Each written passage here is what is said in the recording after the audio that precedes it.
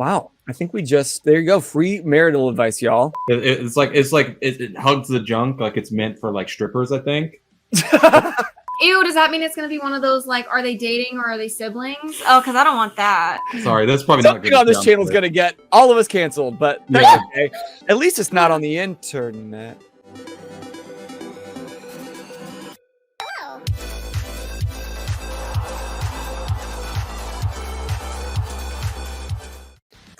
Welcome back to 4 Geeks by Geeks, the place where geeks come to geek out. As always, I am Boser.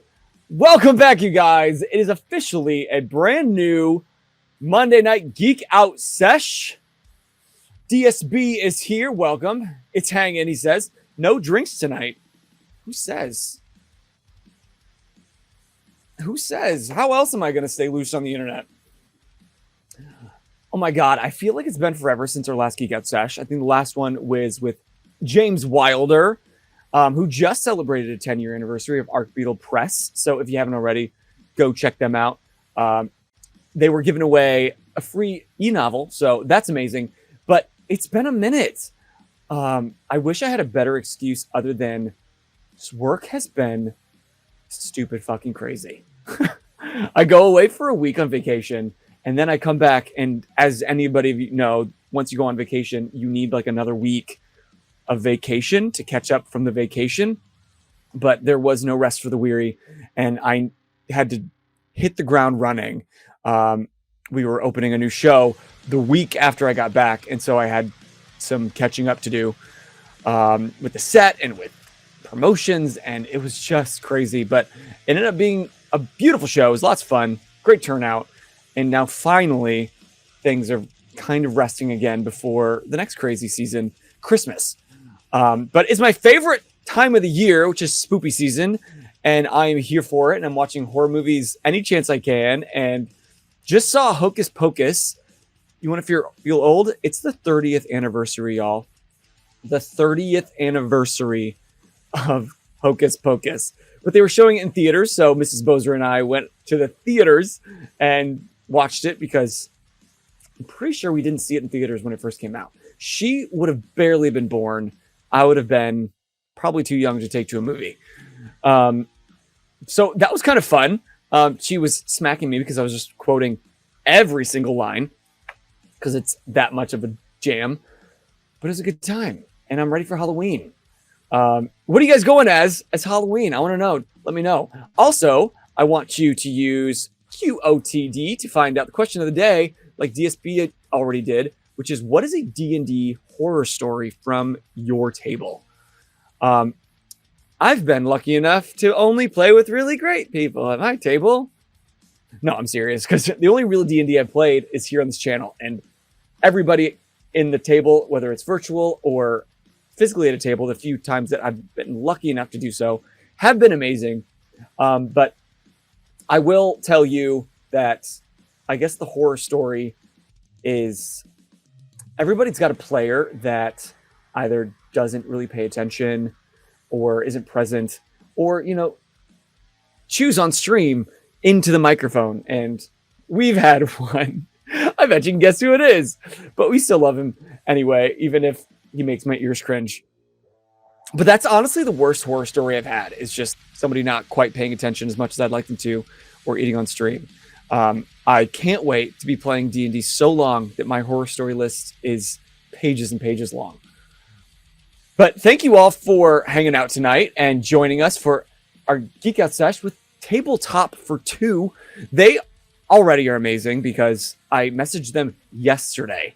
I had an opening today, and I asked, hey, by chance, would you be willing to come on the show? And they said, yeah. And I'm like, okay, by chance, would you do it tomorrow? And they're like, yeah, this might work out. So you got to give them all the love tonight. And as you are giving it, go ahead and use command tabletop42 and take them straight to their Instagram, where you can give them some real love, because they're doing some amazing things over there. They're a relatively new channel, but that command didn't do shit. They're a relatively new channel, but they are working so hard on, oh, I spelled it wrong. I just said tabletop 2. I'm going to change it 4-2. That they're really popping off. And I'm sure you've seen, if you if the algorithm knows you like D&D at all, I'm sure you've seen some of their content, as we're going to review tonight. And we're going to find out what's in their secret sauce. How are they actually playing tabletop 4-2? And what advice might they have for anybody that doesn't have a full table, or maybe down a few players that week? And then we're going to end the stream, because they're such fans of Baldur's Gate, as many of you are, with a little Kiss, Marry, Kill to figure out who we'd give one sloppy one, who we'd get stuck with for the rest of our lives, and who we'd throw in a ditch 6 feet under in the backyard. 2, it's a number 2. Tabletop 4-2. I fixed it. Why is it not working now? See, I was telling you, technical difficulties are our bread and butter. You might have hit it just a little too soon, DSB. We might have hit enter at the same time. There we go. See, there we go. But DSB shared. That doesn't make me feel old. But seeing the sign at the gas station that says "must be born on this day in," and the year is in the 2000s, does make me feel old. I gotta move this logo. It's right in the way of all your great answers. Yeah, I cringe every time. It used to be at least in the 1900s, and now I could have children that are old enough to drink almost. But I know you didn't come to watch me flap my jaws, because I didn't come here for that either.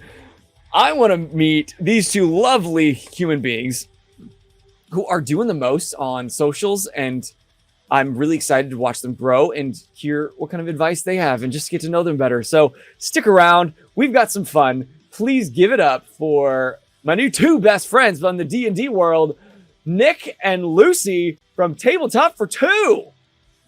Hi. Hello. That was quite an introduction. Buster. Yeah. Thank you for that. It's what my cue card said. I didn't write it, so. Well, I did. So thank you for reading it off verbatim. And it was a great intro, if I may say so myself. Yeah. You may say so. How are you guys doing tonight? Thanks for hanging out. Absolutely. Nothing better on a Monday night. Yeah, doing great. Yeah, thanks for having us on, man. This is awesome. Great opportunity. Right? We used to do them like way back early, like on a weekend. We're like, you know what? Let's just spice up the Mondays, because everybody Mondays need a little spice. No one needs like the weekend spice stuff. Everyone already does stuff on weekends. Yeah. You need the Monday spice. You know? Monday Spice. Counteract the blues. That was my Spice Girl's name, was Monday Spice. I got Monday out. Spice. I love it. Just wake up like hungover with like a glass of coffee, or like a mug of coffee, or like Yeah, liquid IV. Tell me what you want. Yeah. What you really. On that note, we weren't talking about this at all. But have you ever heard of Z-Biotic? No. Is that like a Z pack, like azithromycin? I'm sorry. The medicine? Gesundheit? I don't know. Oh, I don't know. I went to school for theater, so they don't teach us big words like that. Oh.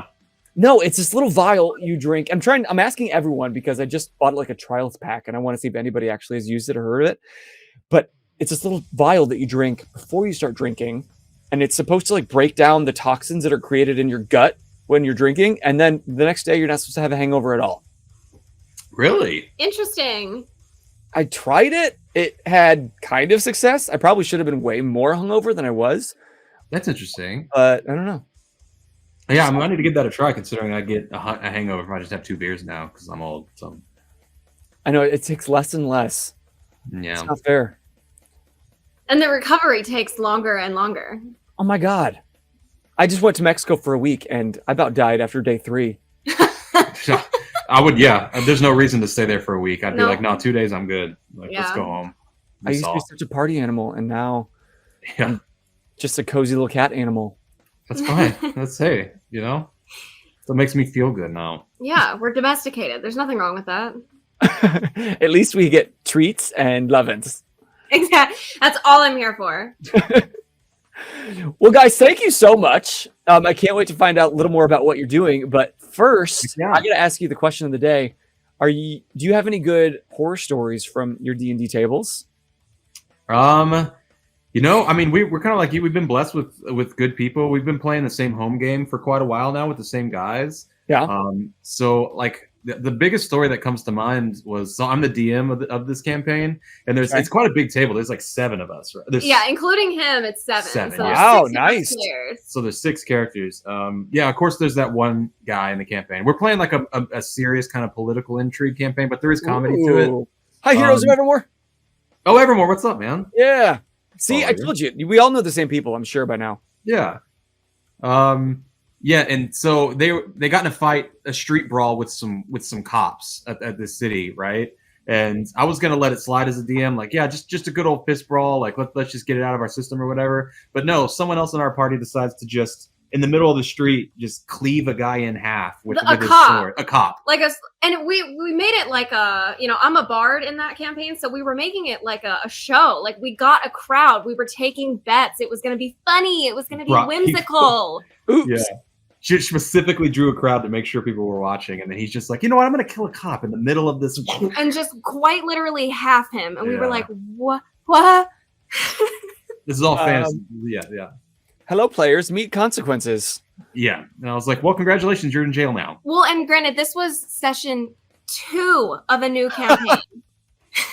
2. It's always the beginning where the players like testing their limits, seeing what they can get away with. Yeah. This is the same guy that jumped into a bag of holding earlier in our first campaign. So. Yes. Not the smartest tool in the shed there. Yeah. What happens if you put a bag of holding inside of a bag of holding? The world ends. You create a time rift that opens to the astral plane, I'm pretty sure, as like rules as written. But if you put a human inside a bag of holding, they're lost forever. But I like wrote something. I was like, all right, you can come back if you do this. But couldn't you just stick your hand in and think of them and pull them out? It like works differently with organic beings. Technically, it works differently versus if you're like living versus you're an object. Well, actually, yeah. Well, if you look at the rules in the 4th edition, but he is brilliant, and instead of ruining our, having our campaign ruined and 3 of our players just stuck in the astral plane for the rest of forever, he was like, you know what, y'all are gonna do a one shot to try to get out. And it was amazing, and it was brilliant, and we'll never forget that moment now. Yeah, it's very easy to turn a moment that would, another DM might just be like, well, that's the end of the campaign because you did this. And it's like, no, you know what? I'm going to turn it, and I'm going to give them a memorable moment out of it, because they're going to be talking about it. And, my role as a DM is to give the players the best experience possible. Right. So like, screw it. I really wonder if there is a DM out there that would happen, and they would just say, well, that's the end of the campaign. You lost. You suck. There's a lot. There's a lot that would be like, oh, sorry, you died. Like the 3 of you were dead. Yeah, there's a lot, man. Like we're playing a game together. We're telling a story together. Yeah. Yeah. Some DMs enjoy the consequences a little too much. Yeah. I've been spoiled by too great of D&D players at this point where I just can't fathom anybody being less than my guys. Yeah. Of course, yeah. They've set the bar high. Apparently. That's why I don't play with anybody else. Yeah. No need to. Before we get too far into it, please tell us a little bit about who you are and what you guys do as geeks. Yeah. You want to go for it? Sure. So we started playing, I guess we kind of, before we were into D&D, we've always been a staple of our kind of relationship over the last couple years has been, we like trivia. We go to board game bars. We play card games. We play Jeopardy together. Like, so we've always liked the nerdy stuff. We love movies. 7:30 every night. Yes. Never fails. There's 3 constants in life, death, taxes, and Jeopardy. So we can't forget America's Game. Yeah. Come on. And so, that's just kind of the pipeline was there. We love our Star Wars stuff. We love our nerd stuff. We love our Marvel and all of that good stuff. And it just kind of appeared. Yeah, I mean, we've both been storytellers for a while. She was an author. She still writes. She writes novels. Really? Hardly. I'm not published. I just write for myself and my loved ones. But I appreciate you. Yeah, no, I mean, she has a lot of hundreds and thousands of pages, like in her computer. Is that what you give for Christmas? Just Merry Christmas. Here's a manuscript. Please read it and tell me what you think. Yeah, I just email my friends and family like, hey, tell me this doesn't suck, please. Here's my book. You're welcome. Yeah.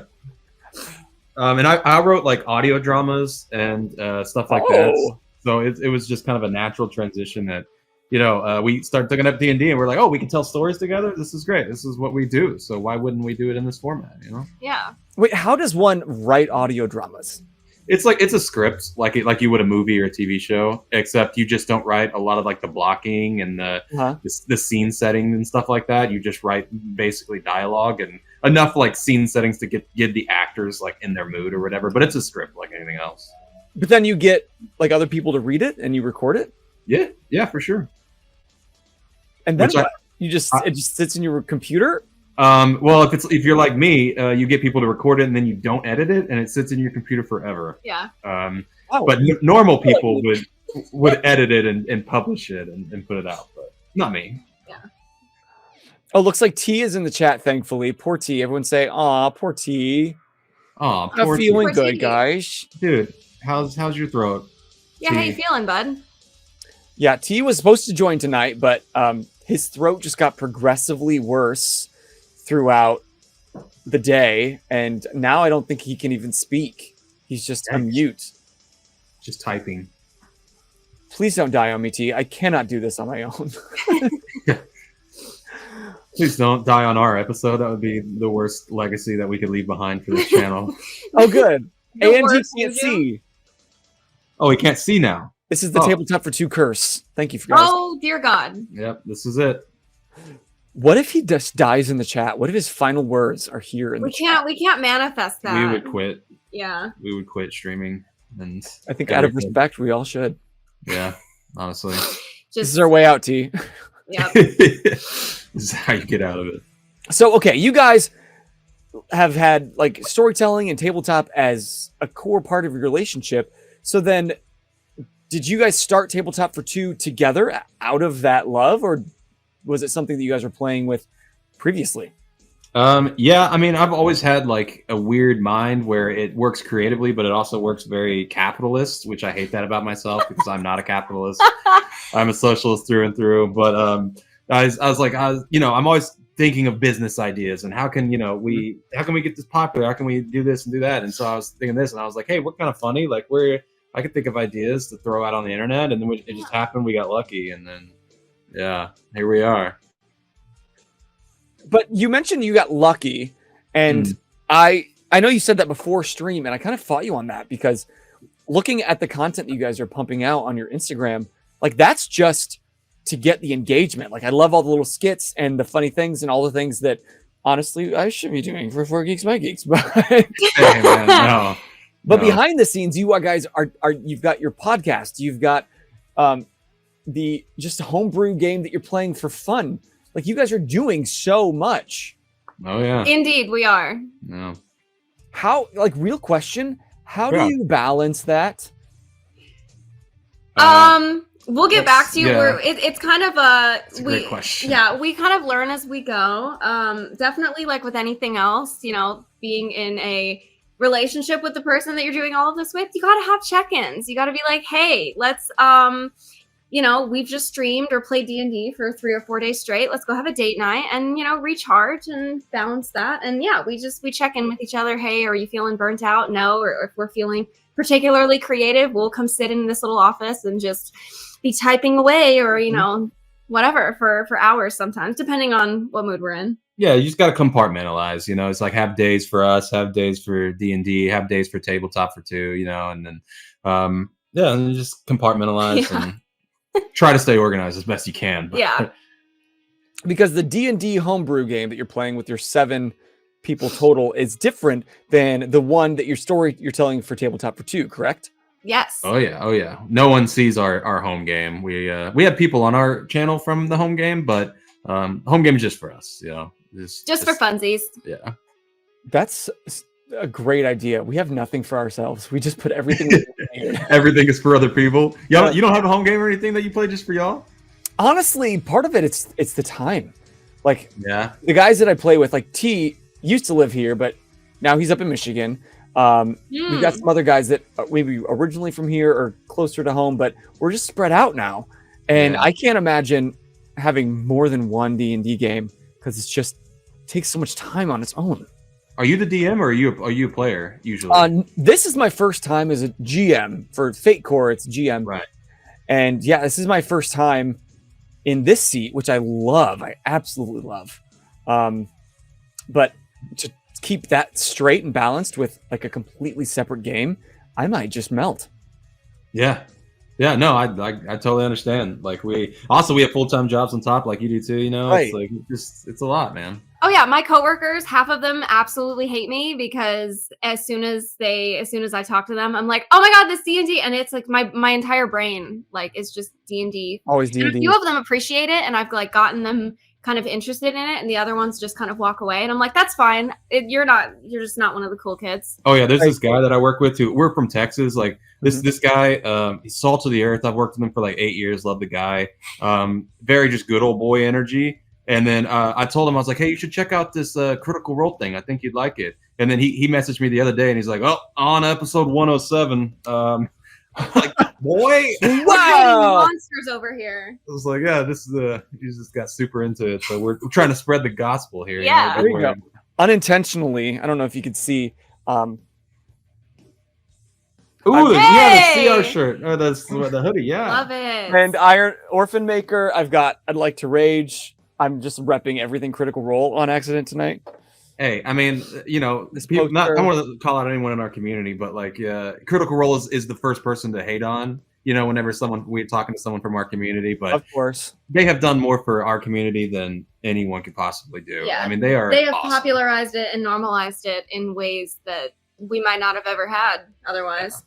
That and Stranger Things, right? Yeah. Yeah. Which, hey, But Stranger Things, awesome.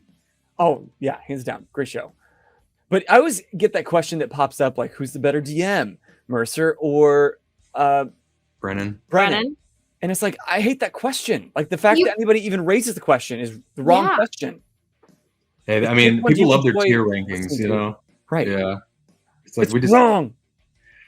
we live in a society where everything is competition. So if they're Yeah. not putting something up against something else, then Like, what but do we who's do? better? It's like, well, it's not better or worse. They're just different.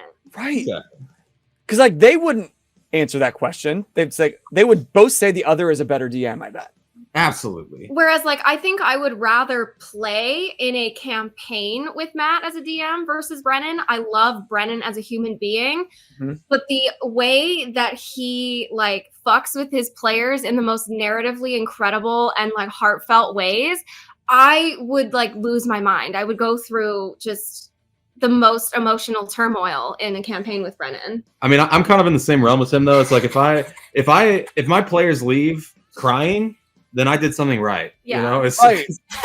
it's like I made them feel something about something. I feel good about myself when y'all Yeah. cry, is what I'm saying. Yeah. You know? But not like cry because our familiar died, cried because like, you know, they got us in touch with our character heart. It's almost therapy. It is therapeutic. Like, I come from a theater background, and so, like, my favorite thing is just the narrative. That's why I really like Fate Core. If you like narrative storytelling, I would highly recommend. It's not perfect. T had mentioned previous on some other Geek Out Sesh that it feels like it's a great supplement to another core set rules. That it on its own kind of is lacking in some things, but narratively, it gives you all the room to just create. And so the characters is where I really like to be. And do you find yourself as a DM like tearing up and crying in those emotional moments too? Yeah, no, for sure. I feel like I kind of have to because you know, I'm a fairly empathetic person, I like to think. So I can see what she's going through in the moment and the emotions she's like experiencing. So like I kind of experience the moment like with her. So yeah, sometimes it's hard to look them in the eye when we're doing really emotional stuff because it like makes me cry worse. Yeah. So yeah, I mean, for sure, it's emotional moments, like especially when we're making content for people. It's like we want them to feel the emotions through us too. So Right.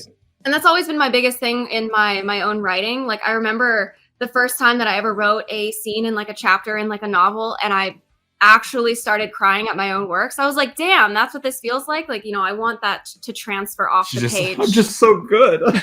Just sitting there like crying, like dabbing her eyes with her own pages. Yep. Right. I can't with her own pages. Oh wait, no, that's gold. I can't use that. Yeah. Oh, that was so good. But I can't imagine that you didn't have that moment where like you felt it and then it almost like life forced you back to look at it from the outside perspective. Like, wow, I'm crying at my own works. Oh yeah, Like, definitely embarrassing. One of my most embarrassing, but you know, it was fine. I cry at everything, so Good for you. You're in touch with your emotions. I Nothing am. wrong with that. Bozer, you said you do theater. Do you act and stuff too, or are you mainly like behind the scenes type stuff? At this point, I do both. My real background is like I went to school for musical theater, Okay. like a performance degree. But now I've worked for this community theater for so long that I perform on the stage plenty, but now I just know how to do everything backstage as well. Right. And I've been one of the longest people now that working at this theater. So now new people are coming in and I'm training like technical directors how to do their job. And I have no business knowing how to do these things, but I do You're the now. veteran. Yeah. Right. It's your job. It's just kind of fun. I make theater now. That's what I do. Yeah. That's amazing. That's awesome. But it all translates back to like geeking out and this like escapism world that we all live in with like anime and with Marvel and with D&D and tabletop. Mhm. Absolutely. So I'm here for it. I mean, it's all just stories, man. Like it's we've been escaping through stories since we were cavemen and stuck in caves with cave paintings and stuff. Like it's just we like to explore the medium, of storytelling. Push it. Well, Alec really wants you to tell him that I played the Beast. Yeah. What's up with that? You and my mom. Like tell me you're the Beast. Tell me you're the Beast. Like, Mom, I don't even know this waitress. She doesn't give a shit. Wait. Like the Beast? Like from Beauty and the Beast? Yes, we just did Beauty and the Beast not too long ago. And I played the Beast. That's amazing. That's pretty freaking cool, man. How I'm embarrassed, Alec. Yes, Bozer can be embarrassed when you make him say things. Anyway, moving on. I want to talk about Tabletop for Two because no, I want to talk about you playing the Beast. Yeah. Dude. That really is cool. That really is cool. That's amazing. The thing I was super proud of was actually the makeup. I had this like prosthetic and these huge horns, but holy shit. The one thing I really wanted when I knew it was on our season and I didn't know it was going to be me, I really wanted someone to audition and not be me, but I wanted them to have like hoof boots like you've seen in cosplay. Or Yeah. I really wanted those. And so when it ended up being me, I had to go to dark places on the internet to find these heelless platform boots. Mm-hmm. Uh-huh. And damn, I thought You went to a furry convention to get them. pretty much. Yeah. Pony play is now in my search history. So that's fun. Amazing. Sounds rough. That's not Anyway. a list or anything. Yeah. Tabletop for Two. I'm really curious because most of the time when you think about D&D, it's more like the homebrew that you're doing or the one we're doing where there's a large group of people and a DM and you have a lot of interactions between a lot of characters. And I feel like it's easy to kind of get lost in the group mentality of falling into the story. Tabletop for Two is just you, Nick, as the DM and you, Lucy, as the player. Am I correct? Yeah, I mean, we translate the format to other people as well, but we've gotten it down pretty well, her and I. So, but yeah, just us two. Yep. So how does that work? How do you even build a campaign for one single person, essentially? I mean, it's different from each of our perspectives. Like the number one thing that it takes, even for a whole D&D table, is like you have to have complete buy-in to like want to tell a good story, right? Like if we are both bought in every aspect of how to tell this story, and you get it because I mean everyone has that player at a full D&D table that once we start combat they check out, or once they start role playing that person checks out, like and they just sit and wait for the thing that they're interested in. But when you're playing with two people, you have to be all in on every facet. So it's like you have to be. Like the biggest thing is being fully committed. 100%. And you have to think quick on your feet because when you're playing with 5 or 6 other people and you're in a dungeon and there's traps or there's puzzles or there's whatever and there's strategizing, you can kind of shoot the shit for a minute. You can brainstorm, you can bounce ideas off each other. When it's just the two of you, like when I'm the only player, it's like, okay, I need to think fast. And like, I really need to be, fully committed to this character because it is just me making those decisions. And like, I have, especially filming it as well. It's like, you got to keep the story moving. Mm-hmm. So you have to be like willing to, really put your all. Yeah. Which for me, writing, my favorite portion was always the characters. So I love it. So it's easy. It's easier for you to just kind of buy in and commit to that level. Yeah. Like, I guess my question is, like, even from a theater background, I still like freeze up and I get nervous in the middle of a role play session because I don't know why I can't turn my brain off or what that is. So how do you even prepare mentally, like from the player aspect and the DM aspect, for that level of nonstop commitment? For me, it's like, as a DM, and I'm playing like so many characters at the same time, I think I am so focused on so many other things, because like not only am I playing these characters, but I have to follow the outline of the story that I wrote. I have to make sure I'm balancing the encounter right. I have to make sure the audio, visual, lights, and all this is going. So I don't even have time to like stop So much and get nervous. Yeah, it might be different for you though. Yes, I am. I mean, it is a little, like I just said, it is, pressure, a little more pressure, I guess, than, in a big party. But for me, my like getting ready time has always been my Zen time. So like I will, take an hour and a half, put some makeup on, put my outfit on, I have like playlists for each of my characters that kind of get me in like a certain ambiance, Yeah. Like And for so Scarlet Threat, what's the playlist?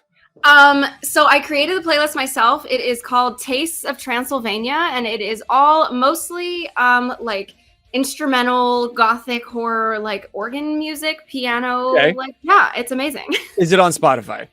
It is. You can probably look it up, and it's called Tastes of Transylvania. Y'all look it up. I'll link it below. You want to feel like a vampire while you're going about your day? I highly recommend it. Especially in spooky season, I try to find just bomb ass playlists just to vibe to while I'm working or driving. So I'm gonna check it out.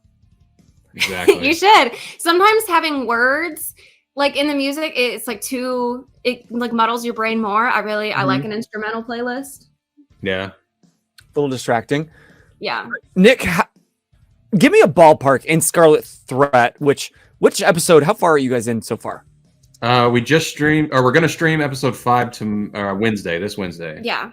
Okay. So, so far in the campaign, like how many NPCs do you feel like Lucy's character has met? Oh, golly. I mean, she started her campaign in a large city, so there was a lot, shop owners and everything like that. And ballparking 50. That's kind of what I was thinking. Yeah. I mean, you've, as far as like people you actually have fight with and have names and like, stat blocks and stuff, probably like 15, 20. But yeah, total probably about 50. Because without a full table, it's always Lucy and NPCs, or Lucy alone, right? Right. Yeah. So how do you even go about organizing all those NPCs and knowing like what their energy is and what their voice is and what their character is when you come back and meet them again? All right, I'm going to tell you the secret is that we said that we set up Scarlet Threat as being episodic, so it's like kind of a serialized episodic type thing. It's because it's so that I don't have to come back to these people and play them again. Oh, there's the secret sauce, folks. Yeah. It's like so every episode she's in like a new place doing something. But then there's like the antagonist, there's her, friend, mentors, that kind of stuff, which I do keep the normal spreadsheet with the voices and the description and everything. But everyone else, I'm just like, oh, one and done. And I'm a very good note taker, so I try to like keep things also organized on my end, so I don't have to be the player that's like every 2 minutes is like, who was that again? Have I met them? Do I know that? Like, yes, I know them. I recognize them. And yeah, there's no such thing as being the underprepared player when it's just you. Absolutely not. If you are underprepared and the only player, you're gonna have a bad time, and the DM's gonna have a bad time. I'm gonna have a bad time. Yeah. That's why I was saying like earlier. It's like you have to have full buy-in. If you don't have full buy-in, then there's no reason to do it. This just comes back to a lot of the content that you guys have made on your Instagram. Again, if you haven't already, use command tabletop for 2, or if you're listening back or watching back after the fact, the link will be below. But I just love these reels that you guys have made. You have so many about like what your favorite module or player race says about you. Or it's got some great clips from your tabletop for 2, or like that red flags of an underprepared player or a bad GM. And it's just so relatable. Talking. It really does. Like, can I ask how, like I was asking about balance, how often or how do you work in like making that content that you're airing regularly? How do you build that into your schedule? I mean, I try to do it based on when like she has her, she likes to have the makeup and everything done, and she's really into like doing really cool looks with the makeup and stuff. Yeah. So I try to like catch her when she's coming home from work, or like get her before like or after a Scarlet Thread episode. Yeah. And I'm just like, hey, I had this cool idea. Can we just film this real quick? And I'll just like throw it at her, and just she's so good at just rolling with the punches. But absolutely, we just try to fit it in wherever we can, man. It's just so nice that you guys exist in the same space. Because T and I are like, oh, wouldn't that be funny? Great. Next time you're in town, let's shoot it. And then all we want to do is just like hang out and catch up. So we don't ever get into making content. Of course. Yeah. Yeah. Living with your DM is kind of a privilege for sure. Yeah. So then what is the goal for your channel? I mean, look, we're here to tell stories, man. Like first and foremost, like we want to tell good stories, and we want to get in touch with like the community, because like we think the D&D creator community is just so awesome. They welcomed us like just with open arms, and getting more like in touch with them is awesome. And then just telling good stories. Like the short form stuff is great. It's funny. It's a good thing. And like I understand like you have to make that meme type content to get eyes on you. So it's like we'll do it. We love that the eyes are on us now, but like, hey, here's the stories that we're telling. Like, here's the some of the journeys we want to take you on, and so that's the goal. Just tell great stories, man, and meet a great community along the way. And you mentioned community, like that. We were talking before the stream how the D&D community is just so loving and so amazing, and the more guests that we have in that space on the show, just the deeper into that community that I want to spend time, because everybody that I've met has been so chill and so cool and so welcoming. Yeah. No, like yourself, man. Like seriously, give yourself more credit. Like like getting us on in one day, and then just like just being so welcoming this has been awesome, dude. Well, that would be shitty of me to welcome you on the show and then be a dick about it. I know. I would welcome that too. I'd be like, great, all right, this is my chance to be a nice little But no, this is awesome. Alec sorry, go ahead. No, I think you were gonna say the same thing, so go ahead. Alec had a good question about like living with your DM. Like, if your character dies being one person, what do you do? Or if you feel like the DM was unfair to you, you can't get away from them. So how do you guys work with that? I'm gonna let her answer this. So you have to use, your real adult communication tools. You can't. What is that? Like we talked about earlier, you have to compartmentalize. Like I remember after, starting D&D for a couple months, and I had this realization that like Nick the DM and Nick the boyfriend are not necessarily exactly the same person. And like Nick the DM is creating NPCs and villains who want to, fuck up my day. Nick the boyfriend would never fuck up my day,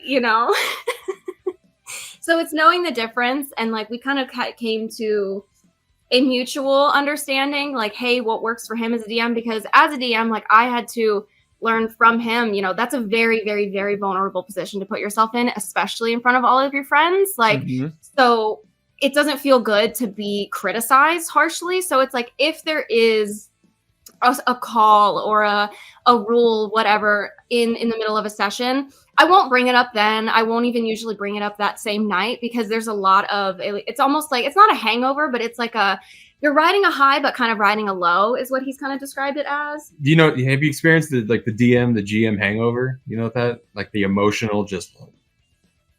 Yeah, our sessions aren't as long, but there have been some emotional things, and then other times where I just can't get out of my head. I'm like, was that fair? Did that make the right call? Did they have a bad time? But I don't want to talk about it, because then they might actually say, yes, I had a bad time, and no, that wasn't fair. And then I'm going to feel like a complete asshole.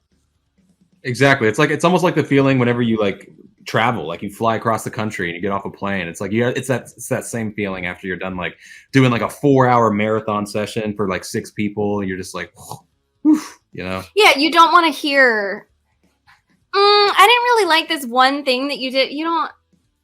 It's not that important. It's like, I've always still had a great time after a session, and in a session, like he's a wonderful DM, and he's like a wonderful human in general. It's true. Can confirm. You Lived really with me my do. whole life. Yeah. You really do have to. You have to trust your DM. Like you have to trust your players at the table, but you have to trust your DM. And I think that that's one thing for me as a player. What works so well in tabletop for two, because this is my partner in life. Like he's my favorite person, so I can be the most authentic or goofy version of myself that I want to be, or the most vulnerable part of me, and the most emotional. And I can bring that out in a session, and I know I'm not going to get any judgment, and he knows that he's never going to get judgment from me, and so it works. Can you believe that someone that looks like her says that I'm the most important person in her life? Oh, Look how far I've come. Wow, you must pay her very well. Yeah, you nailed it. You nailed it. Yeah. yeah, he pays me in compliments and forehead kisses. Wow. I wish my wife only needed that. It'd be great. Yeah. I'm kidding. Just waiting at the door, like you said. What? You said what? No, she doesn't watch the show. Yeah, that's fair. But that's always so funny. What I love, like having couples on that like really share in the same things. And then other times I have couples that kind of live the life that I have, where my wife and I, we have so much fun together. She's my favorite person. But when it comes to our interests, they are so very different. And it's like, great, you go do your thing. I'm going to do my thing. We'll meet back in bed later and watch 90 Day Fiancé. Hey, I mean, I think relationships like can exist in both ways. Like it's great to have like so many things in common with your partner, but there are still many things that she's into that I'm not. And like, I am a humongous fantasy football fan. Like you talking about Geek Out. If you want to talk about fantasy football for the next hour and a half, I'm your guy. How's your team doing? Care of us, so. Do what? How's your team doing? Oh, it's awful. Who's like your top player in your team right now? Austin Eckler. Okay. If that tells you anything. This is my first fantasy team I've ever done. Oh, okay. How are you doing? If the Miami won last night, that'd be doing much better. Yeah. But thanks for throwing it to and doing jack shit for me. Yeah. Anyway, it makes me care about sports, which I really haven't much in my life historically. Yeah. Exactly. Canonically, you're not a sports guy? Canonically, I am not a sports guy. But my wife got me into basketball with March Madness, and now my other friends got me into football with fantasy. So that's cool. Yeah. Don't say no to things, people. You never know. You might like it.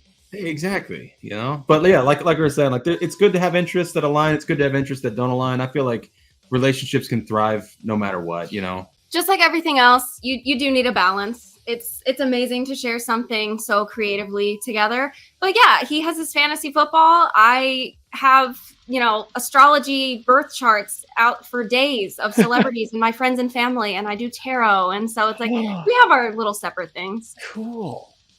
So, because I would be concerned if my wife and I really loved all the same things that, like, then there's no escaping each other. It's just together doing the same things all the time until like you burn out on each other.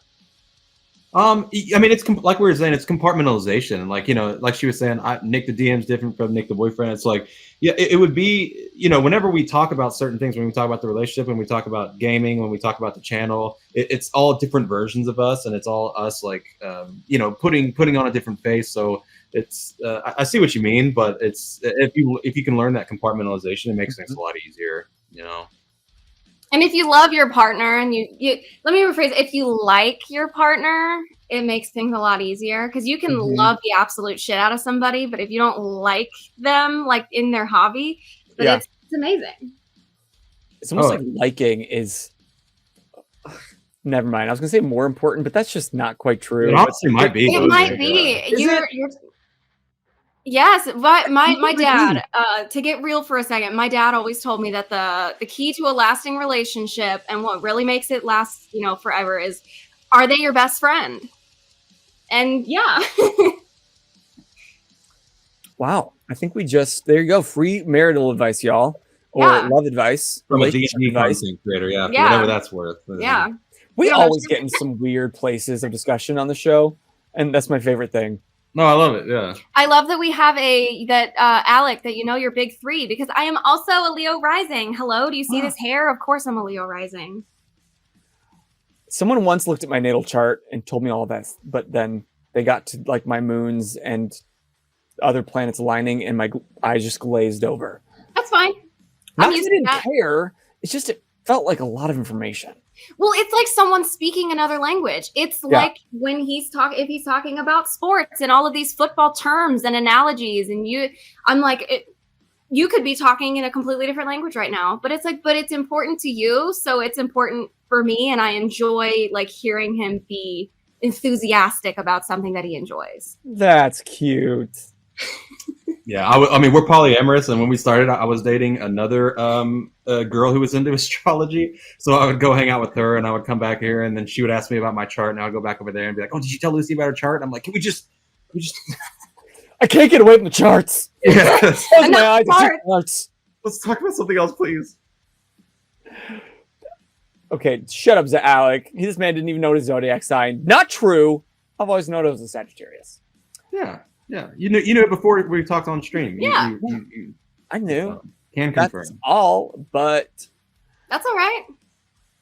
okay. So let's say, let's try to give this real advice for a second, because if you're going to play a campaign with just one person, you kind of got to decide from the get-go that's what you're going to do. But let's say you have a full table, and as we all know, scheduling is very difficult, especially as adults. Most of them can't make it that week, but you don't want to cancel. What are some practical things that some DM could do to still keep a session going, or still play and not have to cancel?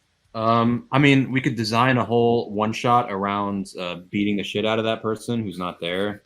That's a good way. Punish Just them. shame them as much as possible. Put them in jail for the session. Yeah. Have their character just completely robbed and, left with nothing. That would be good. But no, honestly, it all comes down to like a session zero. Like, a lot of people say that, a lot of creators, a lot of people that have been playing D&D for a long time. But, I have a questionnaire that I give the players that's just like, what do you want to do whenever a player can't make it? And then I take the consensus and we go with that. The options are like, a person familiar with their character plays their character. The DM plays their character. Their character is in the party but isn't active at this time, or their character is off doing something else. And I think the general consensus in ours is that they don't want anyone playing their character and they want to skip that week. So we either skip that week or we get together and we play a different game. We're actually, 2 of our players are leaving to go to a wedding next week. We play on Sundays. And so I wrote like a little murder mystery Halloween thing. So we're still getting together and we're playing, but it's just going to be different from the main campaign, You say you wrote as if you just cranked that out. Like, no, he did. Really? This brain is incredible. I just gotta do it. I mean, we have another series called Mystery Heroes where we have someone come on and they play a character that they've never that they have no familiarity with, and I just have to crank them out, like crank out campaigns and one shots, and it's taxing. It's taxing. Is that just what happens when you close your eyes and dream? You just dream up the next campaigns? Except I just don't sleep. Yeah. Oh. It's just... Yeah. How do you balance it all? Well... something called Adderall, if you ever heard of that. I tried it once in high school, and I was flying. Oh, yeah. Don't do drugs, kids. No, I don't actually do Adderall. That was a joke. Yeah, hugs, not drugs. I didn't actually try it in high school. Mom? Yeah. Never. And she doesn't watch the show either. Yeah, right, that's fine. No one likes my My parents content. never supported me. I'm just kidding. No, they totally would, actually, if I told them about it. But Really? after we left the family-friendly trajectory, I stopped talking about it because even though they're like, oh, yeah, I knew my work sons, or I have like a work coworker, and they have a little son who loves geeky things. So I told him about your channel. And I'm like, maybe don't. Please Maybe don't. don't. Yeah. Maybe stop. We say fuck way too many times now. Yeah, no, I used to have a podcast with a guy that I worked with, and we stopped doing the podcast because someone from work was like, hey, we saw your podcast. We were like, when we're done. Now that's time to stop. So, can't have that. Can't Okay. have those universal planes cross. Are you willing to do something a little ridiculous that I didn't actually tell you about? I just thought of, but we're here for the chaos. If it starts out with "Are you willing?" the answer is yes. Ooh. That's very sage of you, by the way. And it's very rising Leo of you to say yes. Yeah. Is it? There you I made go. that up. I don't know. He's like, absolutely not. Yeah. Yeah. Do you guys have any like paper nearby, blank paper or index cards? Yeah. He's back in one of my mini character sheets that I created. Okay. Do I need a pen or a pencil? Yeah, you'll need a pen or a pencil. No, Just writing with our mind. Yeah, just want to look at the paper. Actually, can you each individually get a sheet or a couple sheets? Yeah. There you go. Alex says, "Don't say anything. He wants you to sign a 3-year D&D lease." Yeah, you're gonna strong arm us into selling something or. Okay, so since you guys are a couple and you know each other so well, We're what? especially in the D&D stage, let's play a quick couple rounds of almost like the newlywed game. D&D. Oh my god. Yeah, there's not one thing we're gonna get wrong, but. Okay. Oh god.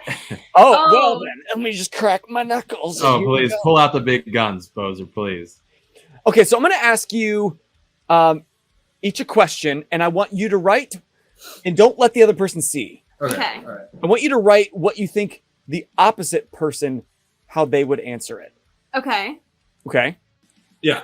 So, for example, unrelated to D&D, if I said, what is your partner's lucky pair of underwear?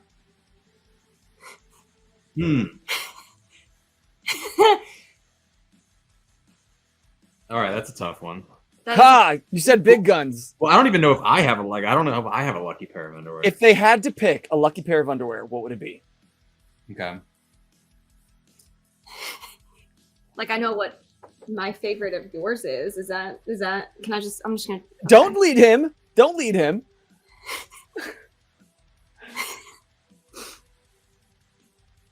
All right. Okay, you I don't got know an if it counts, but yeah. Star chart is gonna be this. answer? Wow, Lucy's writing an entire book. No, just a phrase. That is one pair of pantaloons you got there, buddy. All right, Yeah. Lucy. What would Nick say? Oh wait, actually, before you answer, Nick, I'm gonna ask you about yours. What I would say? Yeah, you answer that question. What would be your lucky pair of underwear? Probably those like that pair with like the flames on it, like with the. It's like it hugs the junk like it's meant for like strippers, I think. No. It makes it like it hugs it and it gets in the crevices. It feels really good. Nice. Oh, it cuts It's like the a ball. nice, gentle embrace. Yeah. It's very practical. All right, what did you write for him then, Lucy? I literally wrote the flame ones I got you for Valentine's Day. Yay! I don't know if you can see that, but We can't read that. yeah. You could be making it all up. Okay, so Lucy, what would you say is your lucky pair of underwear? Oh God.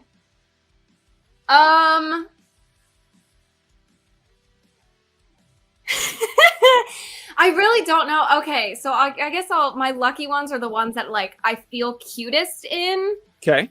They're like floral in the front, lace in the back. They're like No, there's no one pair that you wear more than the others. Yeah. I would have no idea. I wrote sexy nighttime jammies. that's fair. I do. We do love those. She likes her little like lace nighttime jammies because I was like, yeah, I couldn't even think of a pair of underwear yet. Just a genre. Yeah. Yeah. I'm a stan of we're a stan of tiny PJs in this house. There you go. So you don't have sexy PJs for a special occasion if they're all sexy. Exactly. It's how all it a special occasion. Yeah, every day is a special occasion. Exactly. Yeah. Okay, so that one didn't count, but now we understand how the game works, right? Right. Great. This is not even the game that I told you we'd be playing, which we'll get to Kiss, Marry, Kill in a bit. But Totally cool. Totally. all my questions, the rest of my questions were like, ooh, but that would be fun as a game. Okay, so I want you to write what your partner's biggest D&D pet peeve is. Okay. What would you say is the thing that drives the other person the craziest during a D&D session?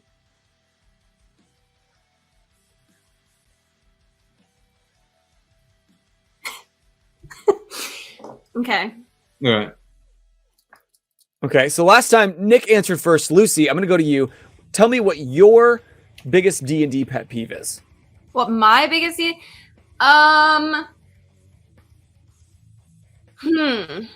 my biggest pet peeve at the table, probably people who are like too serious, like they can't just do it. Like they gotta make it What? weird. What? Like, give me a We've scenario. never talked about that before. Like if there's like if I feel like there's judgment at the table. there you go. Oh, Like okay. if I feel like I'm being like, yeah. That's what I wrote. But not a safe space, just a judgment full zone. That's Judgment exactly. full zone, 100%. okay. Okay, good. Ding, ding, ding. Point for you, Nick. So All then, right. Nick, what is your biggest D&D pet peeve at the table?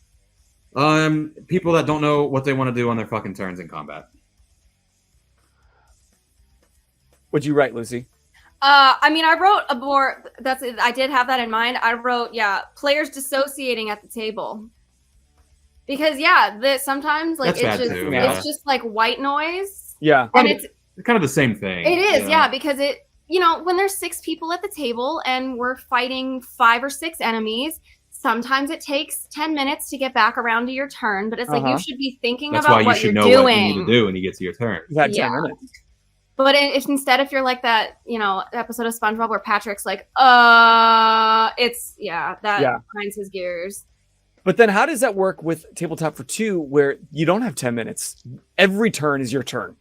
I know. It's tough. That's like the one thing that we haven't worked out as well yet, because like as she's playing a character right now where it's half cleric, half fighter, she has so much that she can do on any given turn. And then, she has to listen to me and what the villains are doing to her. And she also has to plan for the next turn, but also has to listen to what's going on narratively. It's like, because sometimes what I want to do next turn doesn't fucking work because I just got absolutely obliterated by 4 people that came out of nowhere. So we're still working out the kinks when it comes to combat, but it's tough. It's tough. Yeah. You hit a sore spot, Bozer. Oh, see, I pulled out the big guns. You asked You pulled for it out. You pulled it Yep. out. Okay, next question. Write down what your partner's least favorite NPC that either you've met in a game or has been created in a game. In Scarlet Threat or in the home game? Everything. Any game you've played. Okay. Ooh. What's your Least partner's So like least I write favorite- what I would think your least favorite NPC was? Correct. Okay. Shit. Oh no. There's so many. Oh my god. Yeah, I mean, I feel like I've had like Out of the- bad, Thousands you probably met in your Yeah. lifetime. not villains. Not villains. If it's Okay. easier, we can stick to the Scarlet Threat. If that's easier to kind of No, it's fine. No, the whole thing's fine. It's just okay. no villains because you're supposed to hate them. So Yeah. just like normal townsfolk NPCs. Is that Sometimes okay? there's those villains you just love to hate. That's true. That's true. I don't write very love to hate villains though. To be fair, I write pretty Just hate to despicable hate. people. Yeah. Wonder where that comes from inside. No, don't have much love for this world. Oh shit, I really don't know. Your least favorite NPC. Yeah. He's like, I love them all. I created them. They're all Yeah, my- like my brain is dial up right now. For those that don't know, like Alec, dial-up is how the internet used to get to your computer, and it went through your phone line and made a long, loud noise. Yeah. A very annoying noise. Yeah. This might be one you have to pass then. I'm gonna have to pass. Yeah. Well, no. I don't know if I've points. if I've particularly talked about anything that I hate from NPCs, but But hey, I'm here to learn. Okay, what do you think Lucy's NZ. favorite? So there's this robot. He's an automaton in our home game, and he is like one of those like he doesn't know the sound how loud his own voice projects, and he also has no like filter. He's an automaton that leads them around. There's a fog that creeps through the town at night, and he's a fog guide, and he has to lead them through the town.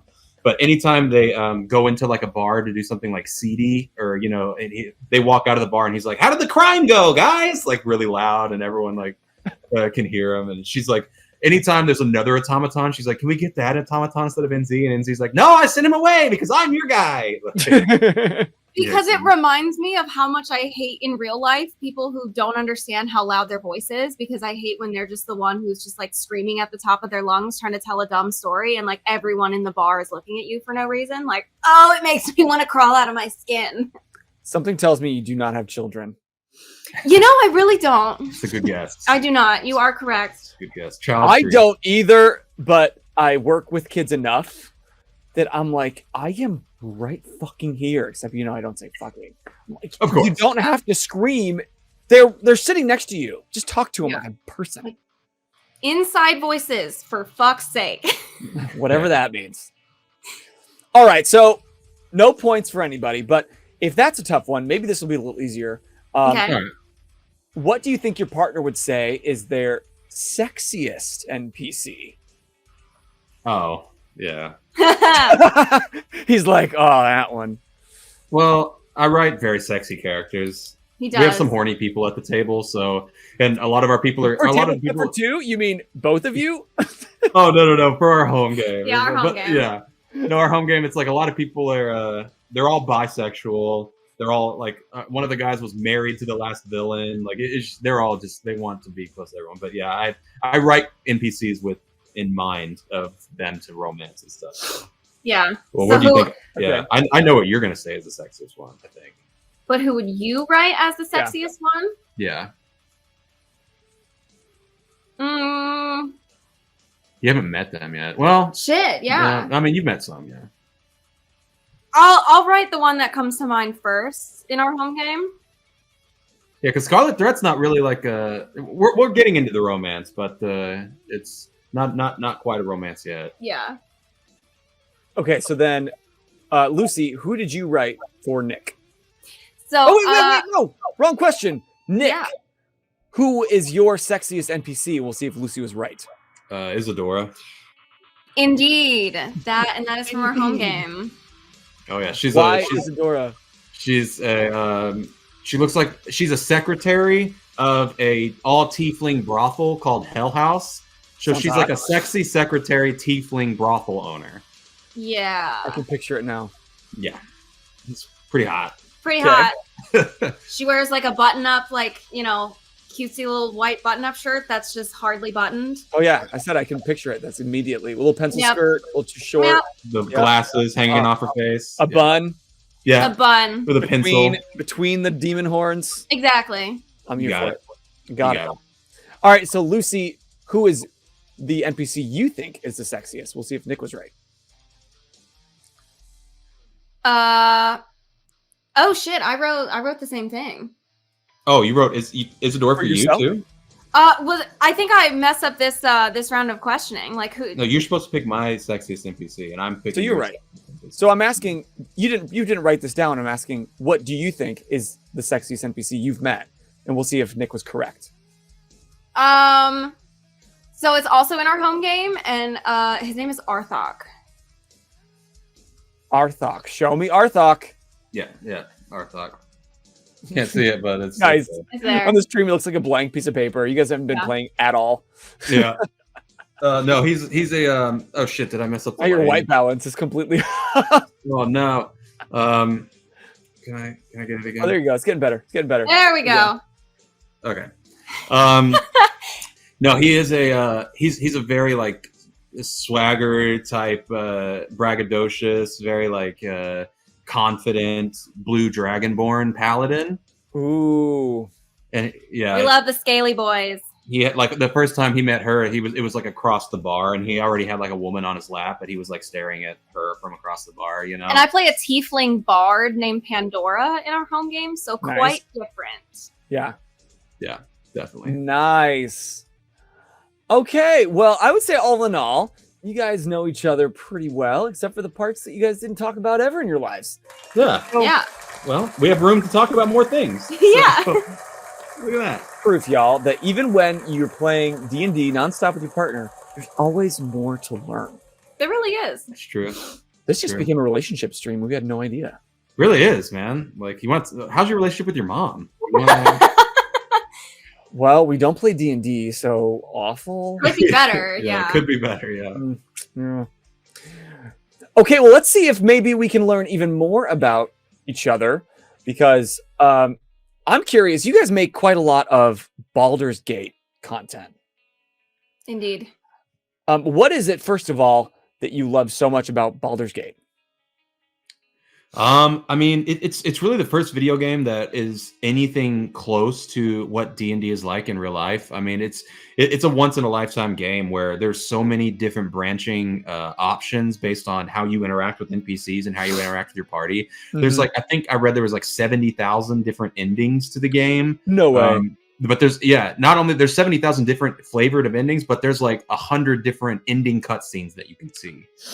Wow. So fully voiced. So it's like it's just crazy the like in-depth nature of it. It really is truly not from the combat to the role playing, the closest you can get to D&D in a video game. It's like a choose your own adventure in a video game. It really is, because he's now played it. You're what, on your like fifth playthrough of the game? Something like that. And every single time he has made different decisions and uncovered different, places, different people, different allies, different enemies, like different objects. Like there's just one decision can completely alter like the rest of the game, but you might have no idea until you get to the next act or, the next town or whatever. Like D&D. Like D&D. Just like D&D. See, I would find that on accident, I'd be making the same decisions. Yeah. Like, no, that's what my heart says. Are you one of the guys that plays video games and you have to choose all the good options, or can you go the chaotic villain route? And just be an asshole.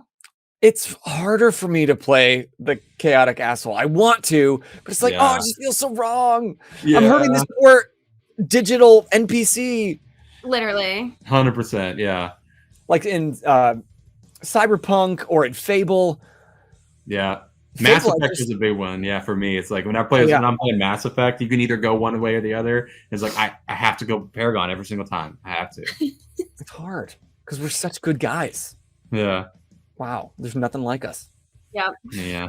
But we're gonna have to kill off some of those NPCs and companions because we're gonna play a few rounds, if this would hold still, of Kiss, Marry, Kill Baldur's Gate Edition. Hell yeah. Sick. See, I'm just determined to start a fight between you two before we get off stream. Won't happen. Unless you want it. We can make it happen. Ooh. Yeah. Around for After Dark. Oh, Hero said, let's go! Evermore, we can post the clip of it later. It's like, Fergie's broke up a relationship on stream. Yeah. You can see it now. We are for geeks, by geeks, unless you're tabletop for two, then we are strictly against you. Yeah. But full disclosure, I've never played Baldur's Gate. I knew the third one came out this year. It was all a buzz, and I'm like, what's that? Because as much as I love to geek out with everyone, I am the least knowledgeable person on this channel in most ways. I'm excited. I'm ready to hear. I'm ready to learn. But I didn't come from like a really strong geek lineage, I suppose. And so I'm so behind on all these things, and I'm catching up in my 30s. So I will be playing, but based on absolutely nothing but what their picture looks like. That almost makes it funnier. That's great. I thought it could work. Brings levity. I will say that I put this together myself. I Googled all the characters, and on like page 1, they just have like 40 different characters. So I just grouped them in the triples that they were. I didn't try to group them into things that made sense. So you might wonder, why did I put those 3 together? I didn't. The internet. That makes it even better, honestly. So it's random as fuck, except for maybe the last round. So chaotic. I love it. Is that Sagittarius? Oh my god. It's like, Okay, are you ready to play, you guys? Yeah, let's do it, Bozer. Okay. Round 1. Minsk, Minthara, and Dynahair. I'm probably mispronouncing all of these names. Not sure who Dynahair is. Honestly, I'm not sure. And not all of them are from Baldur's Gate 3. I'm fairly certain. Oh, okay. I get what you're saying. I think it's just from the canon of Baldur's Gate. Some are even magic cards. I'll say, since I don't know her that well, I'll say kill Dynahair. Yeah. I'll say fuck Minthara and marry Minsk. Minsk is a little sweetheart. Matt Mercer's character. Oh. Well, that's Matt Mercer's character? Yeah, he voices him in Baldur's Gate 3. Oh, be still my heart.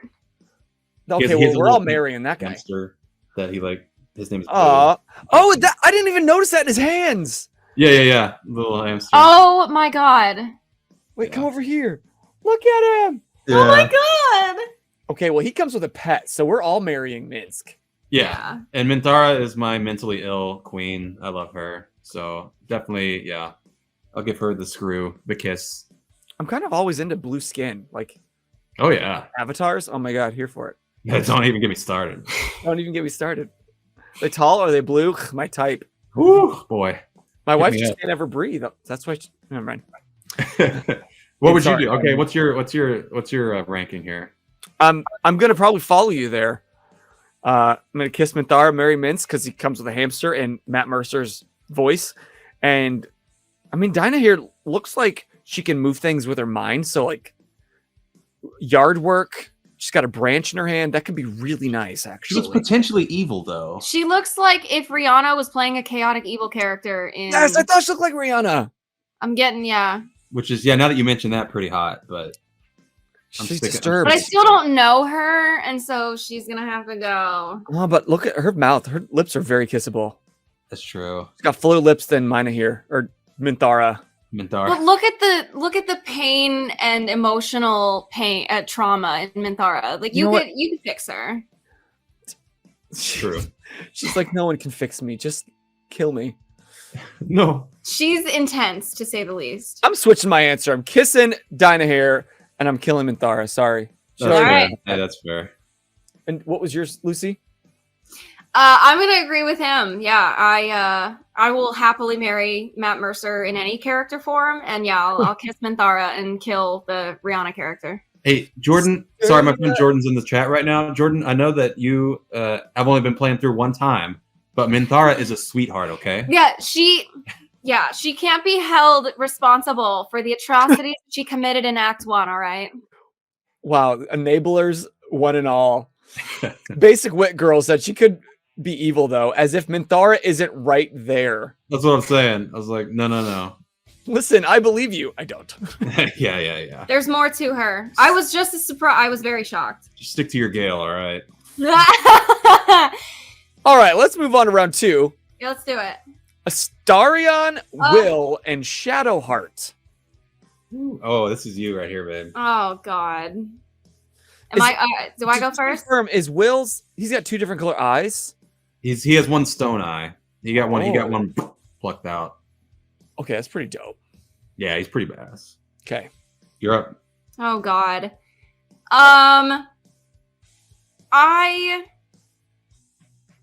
So as a book talk girly and a lover of fantasy romance and all things vampire, because I was like 13 when Twilight came out, so that's just changed that it just altered the course of my life. So Formidable Astarion, we're gonna do a kiss for him because Oh, he's a vampire? yeah, we're gonna kiss. Because marrying Astarion would be hell for sure. Yeah, it'd be the worst. Lonely It'd be life? the worst. You're gonna hate me for this. You might actually cause a I already fight know. here. I already He know. knows. I'm gonna marry Will and I'm gonna kill Shadowheart because I kind of low key can't stand her in some of the playthroughs. I'm sorry. And you love Shadowheart, or you just hate Will Love that much? Shadowheart. Oh, okay. Hey, Shadowheart is my damaged, emotional, mentally ill queen. Her and Minthara both. But like Shadowheart's just like. No. Astarion is.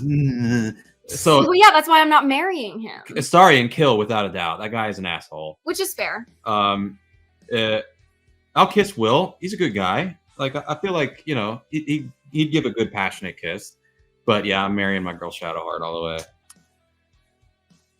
Just based on their looks, I mean, Astarion looks like he's up to no good. He's always up to no good. He's got Very the hand on the chin. That's classic mischievous. And I can't just be around that negative energy, so he's dead. You would never be allowed to. You would never feel like Astarion is not a safe space, physically, emotionally. Yeah, he's not giving me good vibes. Nope. I don't know. These two they're struggling, right? Because this guy's got a stone eye. Yeah. There's a good story there, and it sounds like he's got all these scars on his face. So, I mean, life would never be boring if we married. That's true. He's got a lot of stories. You're right. But this girl looks like she just crawled out of a grave or out of a castle somewhere. goth chick superiority. Plunging neckline. I mean, she's gonna wear the sexy jammies to bed every day. Oh yeah. So Which I will say we have in common. I can't fault her for the tiny PJs. I think I'm joining you, Nick. I'm gonna give these luscious lips a kiss with Will, and spend the rest of my days happy with Shadowheart. That's You're gonna be spending the rest of your days with her. I can't guarantee you're gonna be happy though. You're gonna be in fucking turmoil every day. Hey, I will cuddle her until she's happy. Okay. Yeah, it's like a puppy where they want away, but you just have to cuddle them harder, and then they're like, you know what? This is nice. Just cry it out. I agree with Alec here. Like, she's mean. She's just fucking mean. Alex says, bro, everyone loves her. She's horrible. She's mean. Her attitude death came out of the grave. Like, I love a goth queen too, but not her. Although I will say, after she had a bit of a change of heart in our current playthrough, she's growing on me, but I still would never marry her. I was about to say, I was like, she's not mean to me. I don't know. I don't know what maybe y'all just aren't choosing Maybe the it's right. because she's a pick me. Maybe that's what it is. Oh, Yeah. please. You're not doing the right actions, and you're hurting her, and so hurt people. If you gave her some love, like Nick, maybe you would see that there's more than meets the eye. Exactly. Yeah. Uh-huh. Okay, good. We're starting to see some turmoil at the tabletop for 2 table. I like it. Let's see what slide 3 gets us. Yeah. Karlach, Lae'zel, and Branwen. Okay, Branwen's another one that not sure who that is. Same. I feel like if it's this art style, it looks a little older. It might be from maybe Like the if there first was game? a card game version or the first game. Baldur's Gate. I gotta say, Karlach was the girl that I romanced my first playthrough. She is my homie. She is my girl. She is awesome. She is badass. So definitely marrying Karlach. Lae'zel's the girl that will you say like 2 lines to her, and she's the one that tries to get you into bed immediately as a character. Ooh. Okay.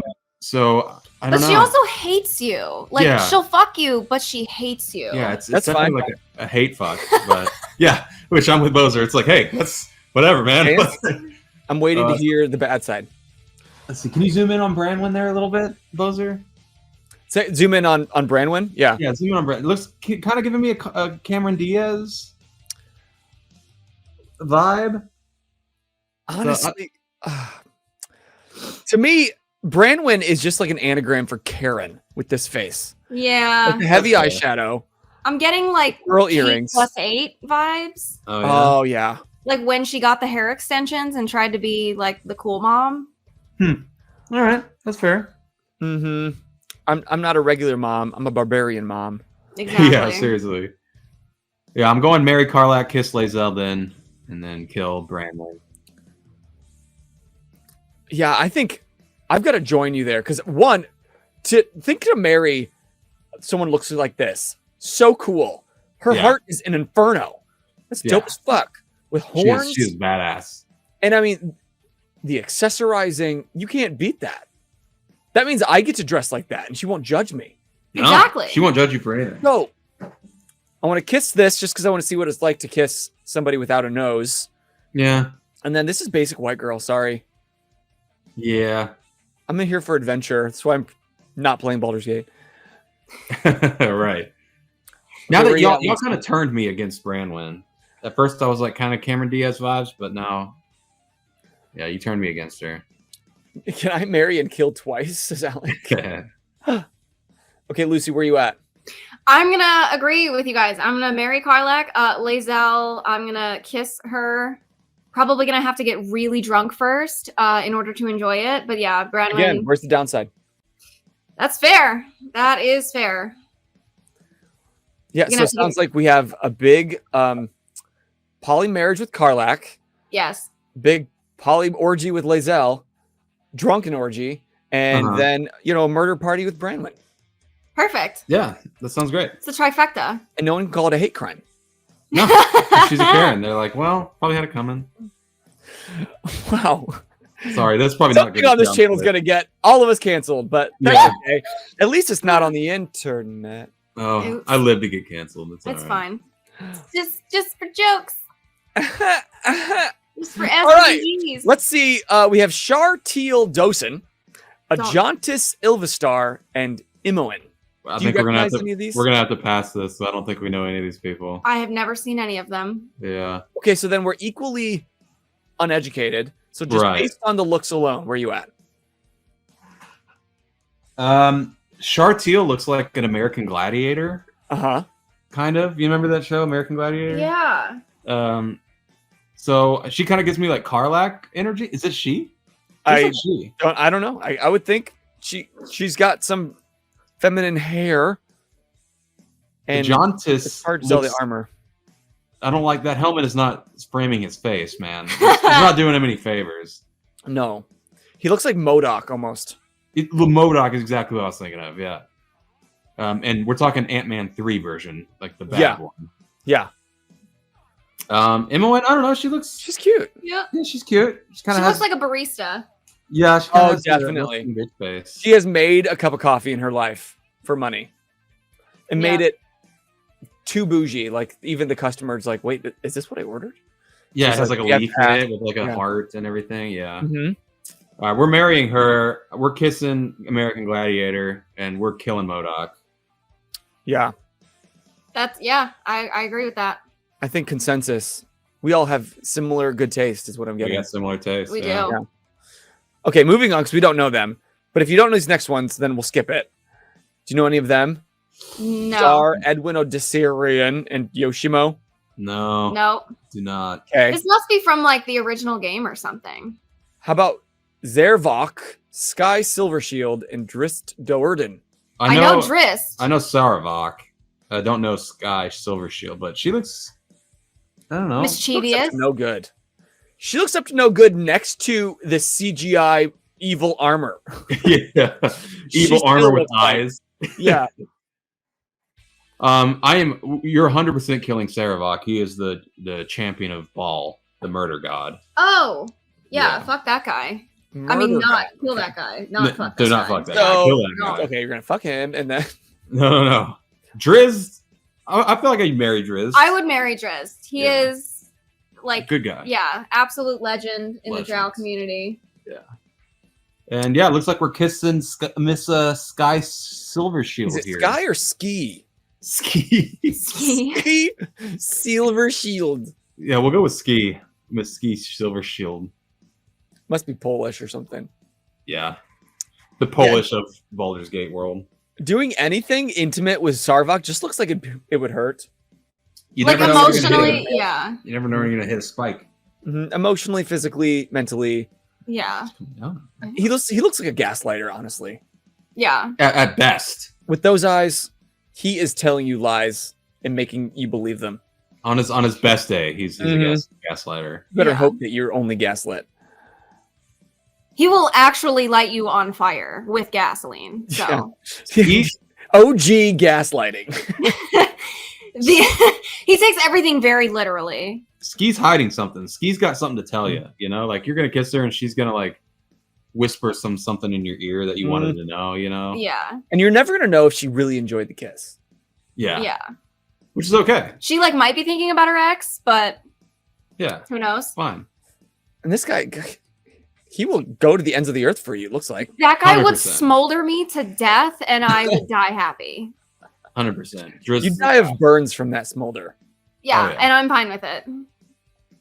Okay, here we go. Same page again. Okay, I'm gonna go ahead and skip ahead to my last round. Okay. We're gonna go past John Arenicus, Elminster, and a warg. We're gonna go past Gale, Galen, and Gorian. Do you know Okay. any of those? Okay. You know Gale. We know Okay. Gale. Okay. Go past Canderous, Artemis, and Amilician. Nuh-uh. Nope. We're gonna end with Tosak, Nuber, Nuber. Biff the Understudy. Wow. This Bless, looks like it's from the first game or I something. think it is. I bless think their these hearts. are all Baldur's Gate 1 poor CGIs. Okay, so we're doing this based off pixel characters. Let's see. Yeah. And names. Bill the Understudy, like Biff. Biff. Biff. Sorry, Biff. Not Biff even the Bill. Understudy. Yeah. I don't know, man. Like, why are you an understudy? Why aren't you the main guy? Like, what are you Right. hiding? Maybe it's just shy. Could That's be. what his therapist is asking him too. Yeah. When is your main character gonna When's kick your in, time? right? Biff, I think I gotta kill you, buddy. Like I don't. It's not your time. Wow. You If you know? make the understudy as part of your name, it's never gonna be your time. No, like did he choose that? If he chose that, Is it's that like your legal name? I mean, it's capitalized, so The understudy. Yeah. it's like I mean, if he Dwayne was- The Rock. if he was the understudy to like the president, maybe. But like, are you the understudy to just some person? guy? Is Yeah, there a president in Baldur's Gate? Is it that? There's an democratic? archduke. there's a duke. Yeah, so yeah, Okay. close. Okay. Sorry. Yep. Sorry. Biff's getting yeeted. Yeah, you're out of here, bud. His name does sound like an NPC that, like, in our home campaign, that he would just completely make up on the spot Yeah. and expect to be in there for 3 seconds, and then for the rest of the campaign, we brought him along. It's because you asked me the name of every person you'll encounter. I'm like, I don't know, Glenn. I know you run out of every fantasy cool name that you've ever thought of. Yeah, Yeah. One of our best that I didn't even think of it. A player like offered it real quick when someone's like, "What's your name?" And I was like, "I hate you, and I know you're doing this to spite me." Named him Brunch Tuffley. Brunch. Brunch Tuffley. Brunch? Oh my god. Perfect. Wow. Amazing. Okay, then we got Nuber and Tozak. Who you Well, I marrying feel and who like- you kill or who you kissing? I mean, I feel like I can't really see Nuber's face. I don't Can really you know see what he looks Tozak's like. Oh, face? Not really. I mean, like he looks like Tazok looks like he'd be like a good makeout at when like a bar drunk like type Yeah. thing. But then Nuber he just looks like a wholesome fella. He's got the shiny blonde hair. Like I don't know. I mean, honestly, look at Tazok's quads. Yeah, Look how many pixels. Those are that's a lot of way more pixels. pixels Let's than give you his some damage. arms. He does squats Oh yeah, with boulders. Pixel boulders. Yeah, with the dead body of Biff the understudy. Yeah. it's true. Yeah, I think I'm gonna marry Nuber and be Mrs. Nuber, Yeah, This is Nuber. and I'll And- make out with the other guy. And your hair matches, Alec points out. There you go. You and Nuber both have similar taste in hair. yeah. Ew, does that mean it's gonna be one of those, like, are they dating or are they siblings? Oh, because I don't want that. Ooh, yeah. That's not good. That shit makes me want to die. Yeah, at least we don't look the same. We can say that about us. Now you got me Tough choice. rethinking. It's a tough choice. Honestly, Nuber's pixels look so much smoother. His than pixels Tazok's. look smoother. See, and Alex Oh. said it's 100% that. Yeah, I don't want to be even considered to be like, is it his wife or his sister? So for that, I'm gonna have to just kill Nuber and possibly a kiss on the cheek, and I'll marry the other one. So you're gonna marry Biff, No, I'm gonna marry the quad guy. and You're gonna you said kiss you're gonna Biff. kill Nuber. No, I'll kiss Or kiss your brother. yeah, on the cheek. Okay. Oh, okay, okay. I would kiss Nuber just because I think his pixels would be so much softer. Yeah. Yeah, that's fair. Those are blended out. These are very prominent. Tab Rock or whatever his name. Yeah, he definitely has some harsh pixels. But honestly, I think I'd marry him, but I don't think he's gonna be home very often. Yeah, No. probably You don't off stay like at home with a helmet, rating. Yeah. Yeah. and you don't get quads that big from staying at home. No. No, he's No. climbing. He's out. So yeah. I basically get to live the life I want. And then And- come home and get, thrown around a little bit. Sure. Which doesn't appeal to me, but I want the quiet life that Nuber will offer me. That's Oh, fine. okay, you're gonna marry Mhm. Nuber. Yeah, he just seems like a guy. I feel like he would just come home and be like, "Hey, what's up?" Be like, "Hey, how's it going?" And then He kind of that's looks it. needy to me. Like Yeah. he's like, why aren't you home more? If it was Nuber the understudy, it would absolutely kill him. But I'm not Oh, marrying man. a guy named Biff the understudy. Yeah, same. He looks like he's trying way too hard with those gauntlets. Yeah.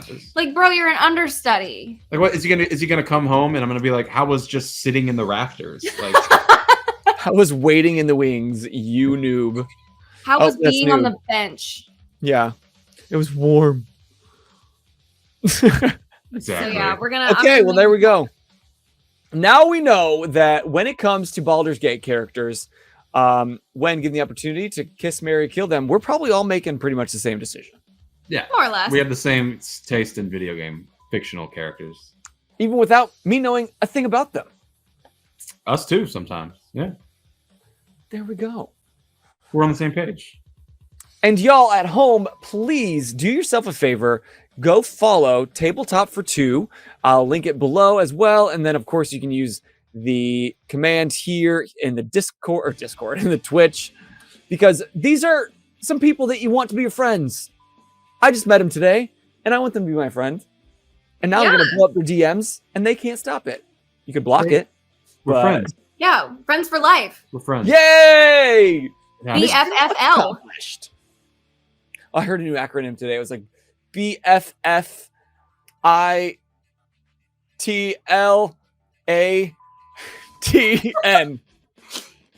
Is that the new LGBTQ? Yeah. No, Acronym? best friends forever in this life and the next. Okay. Okay. Freaking Gen Z and their acronyms. I'm like, just say, Can't keep up. In the time that it took you to type out all of that, you could have just said the actual phrase. Yeah. Hey Siri, you can just tell her and she'll say it. Oh Yeah. You know. My Siri literally just bumped up when you said that. Yeah, by the way. mine too. Yeah.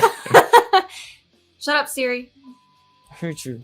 Hers didn't because she has an Android. So Yeah. Wow. Okay, Google. whoever runs your phone over there, I don't even know. I don't even know because I turned it off because I don't want to talk to my phone.